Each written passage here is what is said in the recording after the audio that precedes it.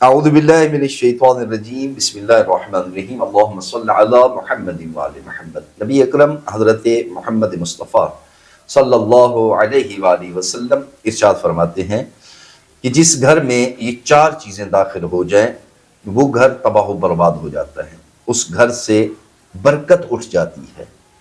آج ہمارا بھی یہی المیہ ہے کہ کمانے والے سارے افراد ہیں گھر کے، لیکن گھر میں برکت نہیں ہے، پتہ ہی نہیں چلتا، حالات دن بدن جو ہے نا وہ خراب ہوتے جا رہے ہیں۔ تو آئیں سنیں ناظرین، نبی اکرم کی یہ حدیث سنیں، اس پر عمل کریں، انشاءاللہ آپ کے گھر میں برکت ہوگی۔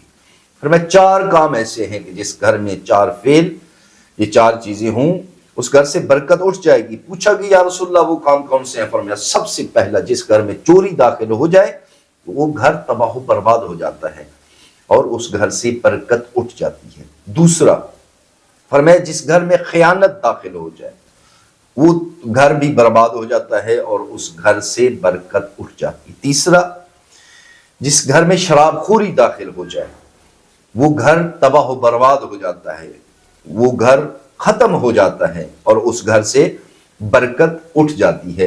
اور آخر میں چوتھا ارشاد فرمایا کہ جس گھر میں زنا داخل ہو جائے وہ گھر بھی تباہ ہو جاتا ہے اور اس گھر سے برکت اٹھ جاتی ہے۔ دعا ہے خلاق دو عالم ہمیں جناب محمد مصطفیٰ صلی اللہ علیہ وآلہ وسلم کے اس فرمان پر عمل کرنے کی توفیق عطا فرمائے۔